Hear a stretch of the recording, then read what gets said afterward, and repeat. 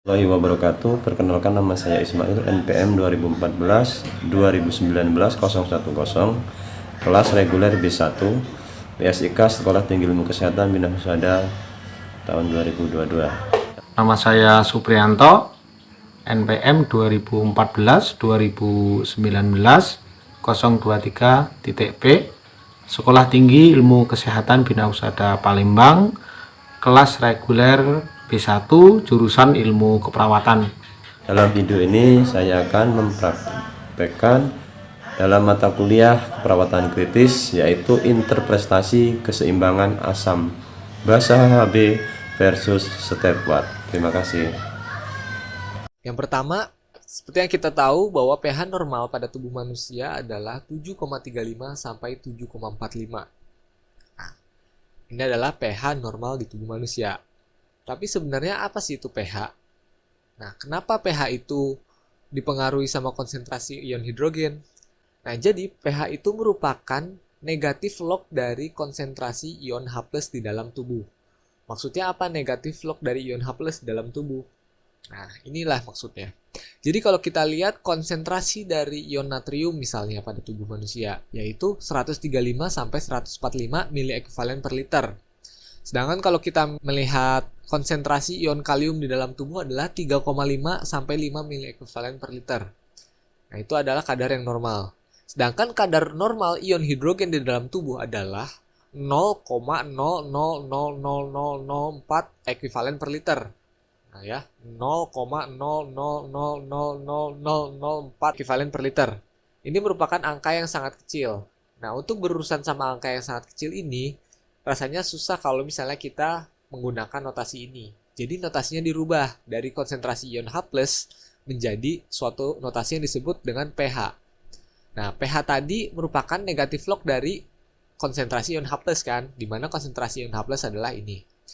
Nah, kalau kita lihat di sini 0 ya. Tuh 2, 3, 4, 5, 6, 7 ya. Jadi 10 pangkat min 7 kan. Makanya ketika dibuat log dari konsentrasi ion H+ ini jadi negatif 7,4. Tapi ini kan nggak enak ya ada negatifnya. Maka kedua sisi ini dikali dengan negatif. Ini dikali dengan negatif. Ini positif kali negatif jadi negatif. Ini negatif kali negatif jadi positif. Nah, si negatif log ini diubahlah jadi P supaya lebih gampang. Jadi ketemulah pH normal pada tubuh manusia adalah 7,4. Di mana pH ini sangat dipengaruhi oleh konsentrasi ion H+ dalam tubuh, ya kan? Nah, inilah kenapa ketika ion H+ dalam tubuh meningkat, pH-nya menjadi turun. Kita kasih contoh kayak gini. Misalnya, ion H+ ini naik jadi 10 kali lipat. Ya, naik 10 kali lipat. Ketika dia naik 10 kali lipat, ini kan nolnya jadi hilang 1 ya. Ya kan? Jadi nolnya tinggal 6 ya. Makanya pH-nya menjadi 6. Makanya ketika ion H+ naik, maka pH-nya jadi turun. Berlaku kebalikannya. Ketika ion H+ turun, maka pH-nya akan menjadi naik. Oke? Dari situ paham ya. Kalau belum paham, kalian bisa rewind lagi. Nah, sekarang kita udah tahu pH itu apa. pH dalam tubuh kita ini range-nya sangat sempit kan? 7,35 sampai 7,45 aja. Sehingga untuk menjaga pH ini tetap stabil, maka dibutuhkan yang namanya buffer, yaitu HCO3-. Sebenarnya ada lagi selain HCO3-, tapi yang paling utama dan yang paling banyak adalah HCO3-. Jadi gimana sih HCO3- ini menjaga konsentrasi ion H+ agar nggak naik dan nggak turun, supaya dia nggak jatuh ke asidosis atau nggak jatuh ke alkalosis.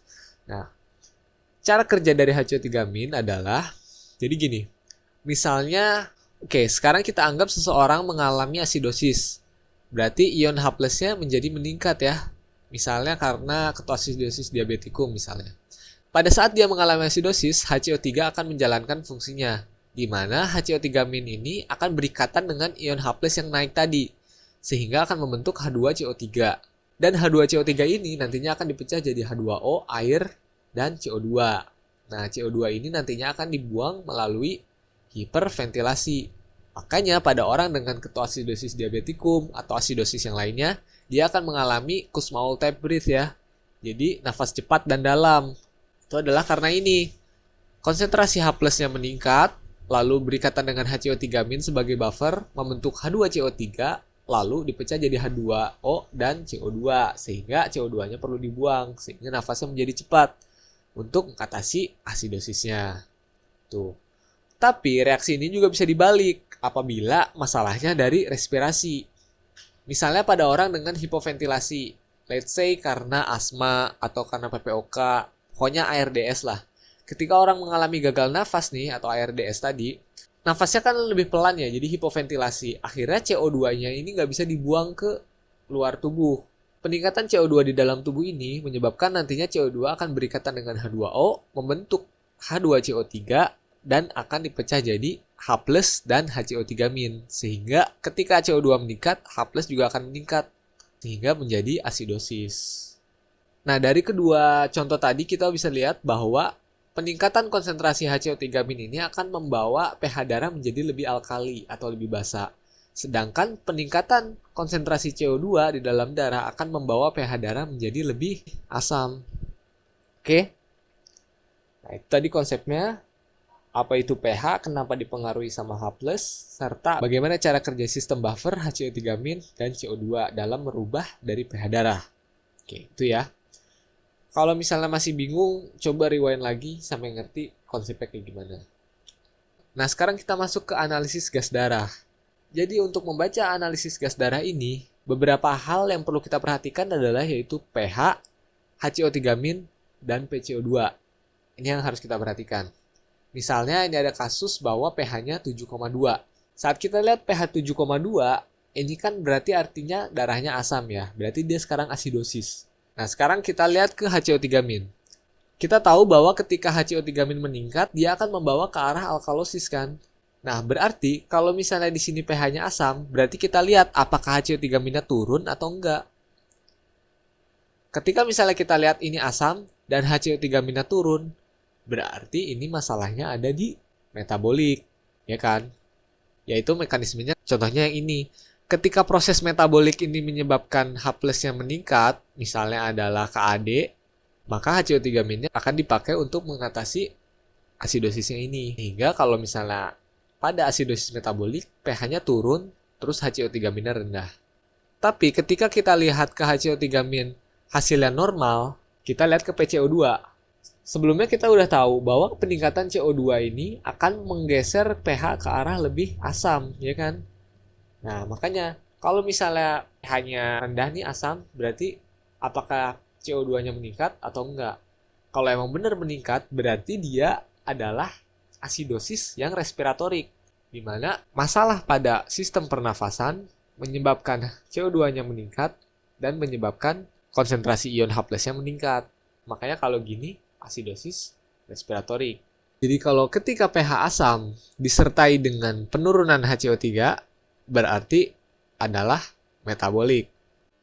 Ketika pH-nya asam dan ada peningkatan CO2, berarti asidosis respiratorik. Nah, sekarang kalau pH-nya basa gimana? Ya berarti sama aja. Oke, kita udah tahu bahwa peningkatan HCO3- ini adalah membawa ke arah yang basa. Ini ya, membawa ke arah alkalosis ya. Jadi kita lihat, kalau misalnya pH-nya 7,5 nih, basa, dan ada HCO3- yang meningkat, berarti alkalosisnya metabolik. Dan satu lagi, ketika kita lihat pH-nya adalah basa atau alkali, 7,5 nih, dan kita lihat PCO2-nya malah turun, ini normal ya, tapi PCO2-nya turun, berarti masalahnya ada di respiratori ya, karena kalau CO2-nya meningkat, ini arahnya ke sini. Sedangkan kalau misalnya arahnya ke sini, itu berarti turun, ya kan? Berarti kalau yang ini adalah alkalosis yang respiratori. Nah, tapi hal-hal yang tadi itu hanya terjadi pada awal-awal ketika orang mengalami acidosis atau alkalosis, di mana salah satu normal tapi salah satu naik atau turun. Nah, ketika udah berlangsung lama akan terjadi suatu kompensasi, di mana tujuan dari kompensasi ini adalah untuk mengembalikan pH-nya menjadi pH yang normal. Ya kan? Sekarang kita akan ngebahas tentang asidosis atau alkalosis yang udah mengalami kompensasi. kita ambil contoh bahwa pH-nya 7,2, berarti kan asidosis ya. Nah, ceritanya nih asidosisnya metabolik, berarti kan HCO3- turun ya, tapi PCO2-nya normal. Nah, ini adalah pada saat awal-awalnya terjadi asidosis metabolik. Nah, nantinya saat terjadi kompensasi, kita lihat di sini, ini kan kasusnya asidosis ya, dan HCO3- turun. Jadi dia arahnya malah ke sini ya, menggesernya ke arah asidosis. Nah, berarti cara untuk mengkompensasinya adalah CO2-nya juga ikut turun supaya dia arahnya ke arah sini juga. Gitu. Makanya pada asidosis metabolik yang terkompensasi, dia PCO2-nya bukan normal tapi jadi turun juga. Nah, tapi katanya kompensasi ini untuk menormalkan pH, tapi pH-nya masih segini. Berarti kompensasinya masih sebagian atau tidak sempurna. Ketika HCO3- turun, PCO2 juga turun, berarti kan ini asidosisnya metabolik dan udah terkompensasi. Dan pH-nya yang asalnya asidosis ini udah jadi 7,35. Berarti kompensasinya udah sempurna. Nah, inilah yang disebut dengan asidosis metabolik terkompensasi sempurna. Nah, sebaliknya, ketika misalnya dia asidosisnya respiratorik, berarti CO2-nya meningkat dong ya. CO2 meningkat dan ini normal pada awalnya, ya kan? Nah, lalu muncullah suatu kompensasi untuk mengubah pH-nya menjadi normal. Di mana pada kasus ini CO2 kan meningkat nih. Jadi dia makin ke sini nih arahnya ke asidosis. Kompensasi yang bisa dilakukan adalah untuk menyeimbangkannya adalah HCO3- konsentrasinya bakal meningkat supaya dia ke sini juga untuk mengembalikan pH-nya. Maka yang asalnya pH2 meningkat, HCO3- normal, HCO3- jadi meningkat juga untuk mengembalikan pH-nya. Jadi kalau misalnya ini meningkat, tapi pH-nya masih 7,2, berarti asidosis respiratorik terkompensasi sebagian. Tapi ketika pH-nya udah berubah, misalnya jadi normal, misalnya 7,35, maka terkompensasinya udah bukan sebagian lagi, tapi jadi terkompensasi sempurna. Oke. Nah, sama halnya dengan yang pH-nya alkali. Misalnya nih, pada kasus ini 7,5. Kita mau kasih contoh alkalosis yang metabolik dulu. Di mana alkalosis metabolik berarti HCO3- naik kan ya. Nah, kalau naik, dia menuju ke alkalosis ya. Tapi PCO2-nya normal. Berarti alkalosis metabolik. Namun, ini kan terjadi pada awal-awal. Nantinya akan terjadi kompensasi untuk mengcounter atau membalikan keadaan supaya pH-nya normal lagi. Ini naik, arahnya ke sini. Maka untuk mengcounter ke arah sini, maka CO2-nya harus ikutan naik. Nah, pada alkalosis metabolik terkompensasi, maka PCO2-nya bakal ikutan naik. Nah, sekarang tinggal lihat sempurna atau tidaknya, tinggal lihat pH-nya. Ketika pH-nya masih 7,5 nih, berarti terkompensasinya tidak sempurna atau sebagian. Ketika pH-nya udah jadi normal lagi, maka udah bukan tidak sempurna lagi, jadi sempurna kompensasinya. Oke. Nah, untuk yang respiratorik juga sama. Ketika terjadi alkalosis dan penyebabnya adalah respiratorik, berarti kan PCO2-nya ya turun, tapi HCO3- normal. Lalu untuk mengcounter supaya pH-nya jadi normal, berarti caranya adalah ini CO2-nya turun, berarti arahnya lebih ke sini ya. Nah, supaya arahnya lebih ke sini juga, maka ini juga ikut turun. Jadinya yang asalnya HCO3- normal, dia jadi ikutan turun. Inilah alkalosis respiratorik terkompensasi. Nah, kompensasinya sebagian atau sempurna? Tinggal lihat pH-nya. pH-nya masih segini, ya berarti tidak sempurna kompensasinya. Ketika pH-nya udah sampai ke angka normal, berarti kompensasinya udah sempurna. Nah, sekarang untuk kesimpulannya kita recap. Misalnya asidosis metabolik, berarti masalahnya di HCO3-. Berarti HCO3-nya turun, berarti arahnya bukan ke sini lagi, jadi ke sini. Ya kan? Sedangkan ininya normal. Saat asidosis metaboliknya terkompensasi, maka CO2 akan berusaha untuk membawanya ke sini dengan cara konsentrasinya ikut menurun. Sempurna atau tidaknya, kita tinggal lihat pH-nya. Lalu yang berikutnya, asidosis tapi penyebabnya respiratorik, berarti CO2-nya meningkat sehingga arahnya ke sini. Dengan HCO3- yang normal. Tapi saat udah terkompensasi, HCO3- udah nggak normal lagi. Dia ikut naik untuk membawa pH-nya ke arah sini. Nah sekarang, sempurna atau tidaknya, kita tinggal lihat hasilnya yaitu di pH-nya. Apakah sudah berhasil ke normal atau belum. Berikutnya yang alkalosis, tapi yang metabolik, berarti masalahnya di HCO3. Berarti kan meningkat, sehingga arahnya ke arah sini. Nah, sedangkan ininya normal. Saat udah terkompensasi, ininya udah nggak normal lagi. Untuk mengcounter, yaitu dengan cara meningkatkan CO2, sehingga arahnya ke arah sini. Kompensasinya udah sempurna atau belum? Ya tinggal lihat pH-nya, apakah udah normal atau belum.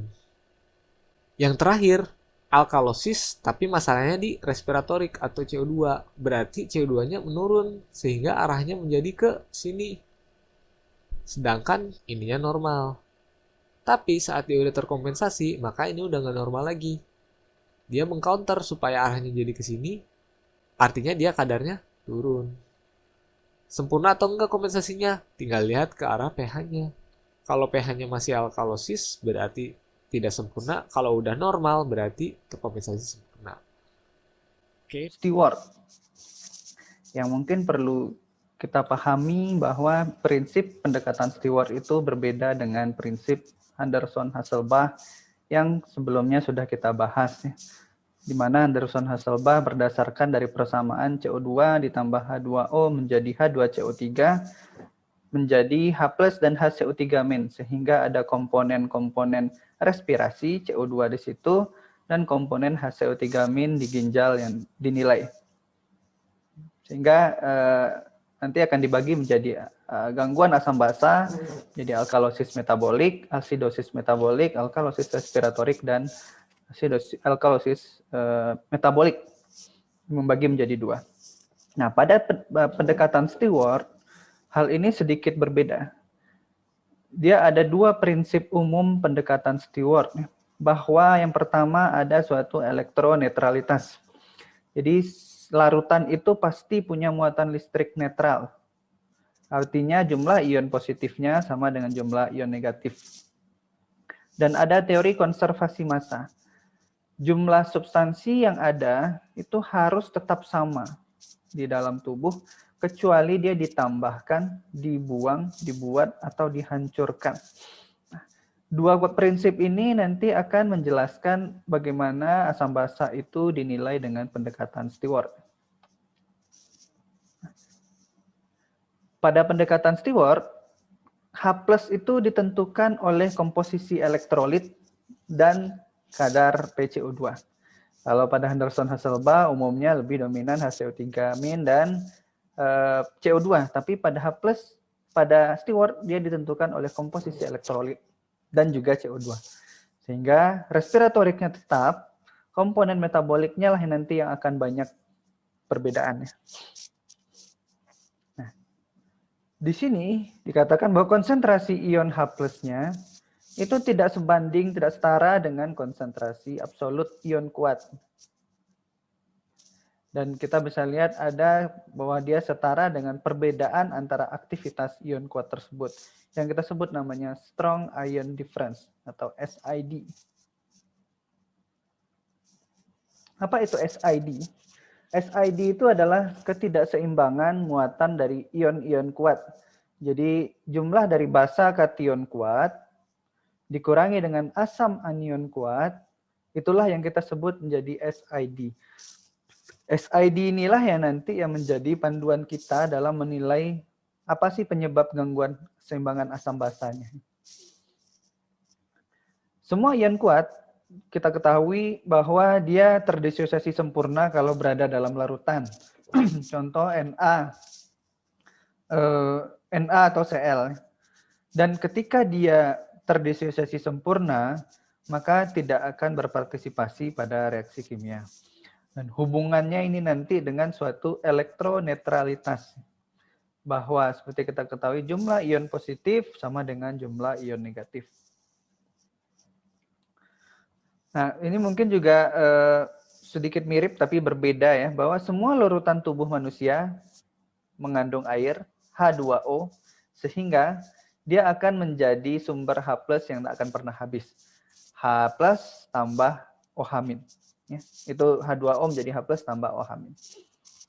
Nah, perubahan pada konsentrasi H+ itu terjadi tidak sebagai hasil dari berapa banyak H+ yang ditambahkan atau dibuang, akan tetapi sebagai konsekuensi dari perubahan disosiasi air tersebut sebagai respon perubahan SID, PCO2, dan asam lemah. Jadi ketika H2O nanti dia lebih cenderung apakah dia didisosiasikan menjadi H+ dan OH- atau tidak. Itu berdasarkan dari adanya perubahan SID, PCO2, dan asam lemah. Jadi konsep Stewart melihat seberapa sih disosiasi dari air menjadi H+ yang merupakan sumber keasaman tubuh nantinya. Nah, sebenarnya ada beberapa persamaan dari Stewart ya. Ini nanti mungkin akan dibahas, tidak begitu dibahas detail, tapi lebih lanjutnya akan dibahas di slide-slide berikutnya. Ada keseimbangan disosiasi air. Berapa sih dia jadi H+ dengan OH-, nanti kita ketemu keseimbangannya konstanta water namanya. Kemudian bagaimana sih persamaan elektronetralitas? Nanti kita bisa lihat di sini basa kation basa dikurangi dengan kation asam ya. Harus sama dia, makanya SID ditambah dengan H+, konsentrasi H+ sama dengan HCO3- tambah asam lemah tambah bikarbonat tambah basah. Dan nanti begitu juga ada keseimbangan disosiasi asam lemah menjadi nanti Ka namanya. Dan ada hukum kekekalan massa untuk asam. Bahwa asam total itu sama dengan ada asam lemahnya di sana dengan keseimbangan disosiasinya. Konsentrasi asam. Dan yang satu yang mirip dia dengan Henderson-Hasselbalch adalah persamaan keseimbangan pembentukan ion bikarbonat. Ya, kita tahu H+ tambah HCO3- menjadi H2CO3, maka menjadi H2O dan CO2. Jadi kita temukan ini di Henderson-Hasselbalch. Dan ada keseimbangan pembentukan ion karbonat. Nah, ini pendekatan Stewart yang harus kita pahami. Kita ambil bahwa ada yang kita sebut namanya strong ion difference. Kation yang paling utama pada larutan itu adalah natrium. Di sana ada kalium sedikit, magnesium sedikit, kalsium sedikit. H+-nya itu sangat sedikit sekali di dalam larutan tubuh ya. Kita ketahui konsentrasinya kan sudah saya sebutkan sebelumnya, itu sangat kecil sehingga dia pengaruhnya sangat kecil ya. Nah, yang perlu diingat bahwa kation harus sama dengan anion. Ini konsep paham yang harus dipahami. Sehingga kita bisa lihat di sini komponen anion yang paling utama pada cairan ekstrasel adalah klorida. Klorida di sini. Kemudian ada komponen-komponen lain, ada komponen unmeasured anion, laktat atau keton yang kadang kita tidak bisa hitung. Kemudian asam lemah, ada albumin, ada fosfat, dan HCO3- yang sebenarnya peranan utama sebagai penentu SID atau strong ion difference. Bahwa konsep seperti kita ketahui buffer ya, kita sudah belajar HCO3- sebagai buffer, maka karena dia harus netral di dalam tubuh, maka HCO3- inilah nanti yang naik atau turun. Makanya SID-nya lah nanti yang bisa berubah. Kita bisa mengetahui ini SID meningkat atau menurun atau normal. Perubahan pada pH sini kita ketahui merupakan konsekuensi dari disosiasi air sebagai respon terhadap perubahan SID, PCO2, dan asam lemah.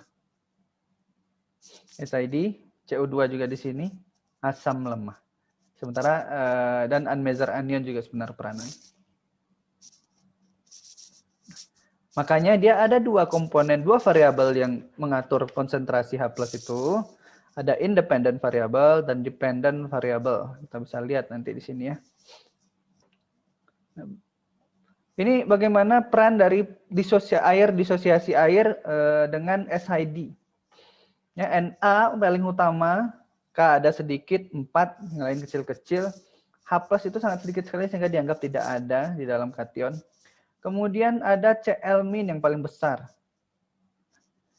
Ada OH- yang di sini, inilah yang kita sebut dari SID. Selain nanti mungkin ada unmeasured anion, sebenarnya ada asam lemah. Sehingga kita bisa tentukan SID-nya berdasarkan rumus ini. Nanti ini ada komponen asam lemah harusnya di sini ya. Jadi ada sekitar 34 mg per liter.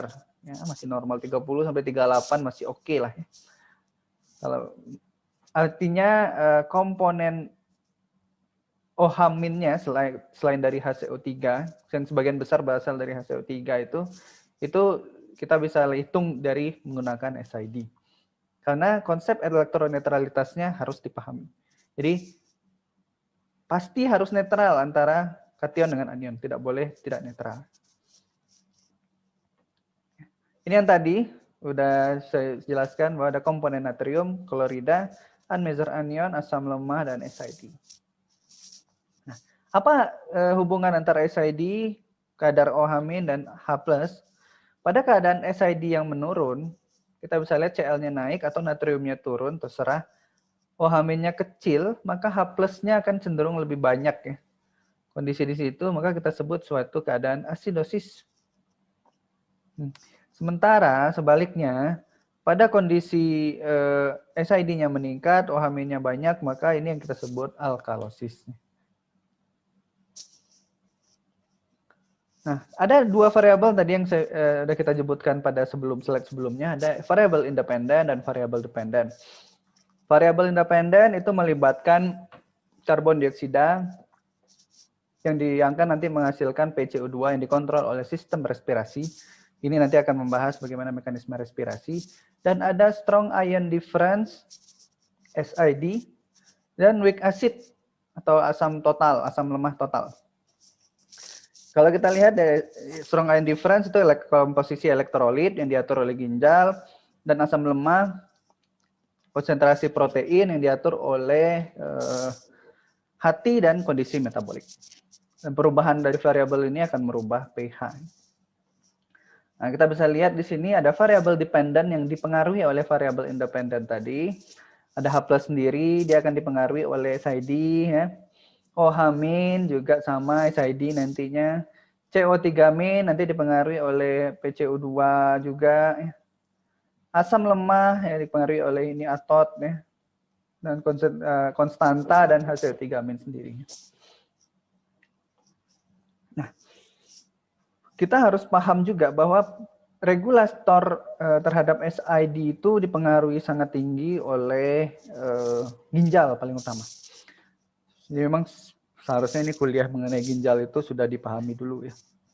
Jadi kita bisa lihat di sini amonia ketika terjadi mungkin sudah saya jelaskan pada kondisi normal seharusnya ini ginjal itu akan meningkatkan ekskresi klorida lebih dari sodium, dari natrium untuk menjaga SID tetap sekitar 34 mg per liter.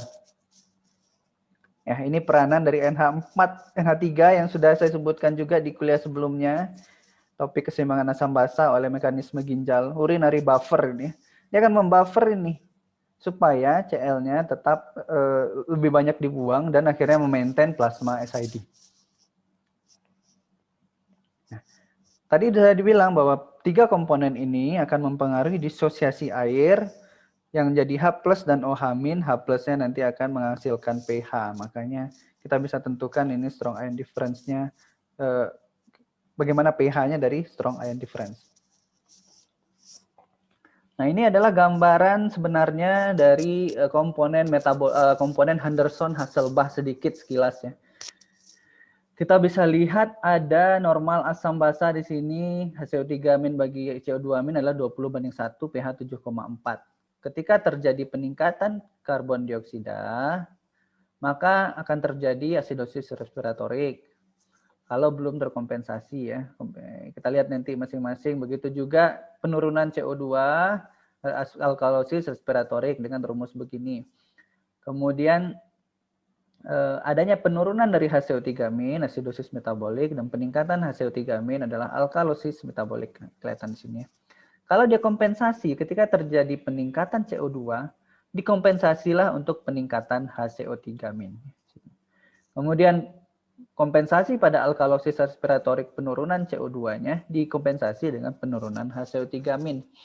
Dan kompensasi pada penurunan HCO3- dikompensasi dengan penurunan CO2. Dan begitu juga kompensasi pada peningkatan HCO3- dikompensasi dengan peningkatan CO2. Ini adalah konsep dari Henderson-Hasselbalch. Pada Stewart, dia punya konsep klasifikasi asam basanya, dia bagi menjadi lebih detail. Komponen respiratorik tetap sama, berdasarkan CO2 menjadi alkalosis respiratorik dan asidosis respiratorik. Komponen metaboliknya yang banyak. Dia nggak menilai lagi berdasarkan HCO3-. Dia menilai berdasarkan apakah strong ion difference-nya abnormal atau tidak. Yang SID salah satunya dipengaruhi oleh satu, apakah karena disosiasi air, yang kedua karena adanya anion yang tidak normal. Apakah itu kloridanya yang bermasalah atau unmeasured anionnya yang banyak. Dan ada satu lagi komponen asam lemahnya yang bermasalah. Kita bisa lihat pada kondisi water deficit, pada contoh hipernatremi dia akan terjadi alkalosis, pada water excess, pada keadaan hiponatremi maka asidosis, karena natriumnya rendah, klorida tetap, natrium dikurang klorida menjadi SID, SID-nya lebih rendah, jadi asidosis. Itu konsepnya di sini. Kemudian juga abnormal strong ion anion klorida, pada keadaan hipokloremi, klorida rendah, Na kurang Cl-nya meningkat, SID meningkat jadi alkalosis. Hiperkloremi, Na kurang Cl-nya menurun jadi asidosis. Begitu juga pada keadaan unmeasured anion, kita ketahui Na dikurang Cl sebenarnya SID, tapi ada komponen unmeasured anion di sana yang kecil. Na dikurangi Cl dikurangi unmeasured anion. Kalau dia meningkat, unmeasured anionnya banyak, seharusnya dia kan sedikit itu. Maka SID-nya akan menurun ya, jadi dia suatu asidosis. Begitu juga weak acid. Pada keadaan weak acidnya rendah, SID-nya akan meningkat karena tidak ada yang dikurangi pada Na dikurangi Cl dikurangi weak acid yang rendah. Pada keadaan peningkatan, maka terjadilah asidosis. Jadi komponen kenapa Stewart itu penting untuk kita pahami, kita bisa lebih menjelaskan bagaimana sih mekanisme gangguan asam basa yang terjadi pada pasien ini dibandingkan dengan hanya kita melihat HCO3 dan CO2 ya. Tapi ingat, perbedaan dengan Henderson-Hasselbalch komponennya hanya melalui pada komponen metabolik. Ya, ini kita lihat nih. Komponen respiratorik tetap sama, komponen metabolik kita bagi menjadi dua, SID dan kemudian asam lemah. Nanti kita lihat di sini ya. Ini ada komponen-komponennya yang bisa menentukan komponen metabolik dari pH plasma. Ini ada beberapa hal yang mengakibatkan gangguan pada keadaan vomiting, diare, asidosis laktat, gangguan ginjal, gagal jantung. Dia akan mengakibatkan gangguan pada SID, gagal jantung, dan gangguan penyakit paru mengakibatkan gangguan pada PCO2, sindrom nefrotik, dehidrasi, dan malnutrisi, gangguan pada asam lemah yang akan mempengaruhi disosiasi air, protein, dan asam karbonat sehingga mempengaruhi pH. Ini bagaimana penjelasan terhadap komponen Stewart dari asam basa.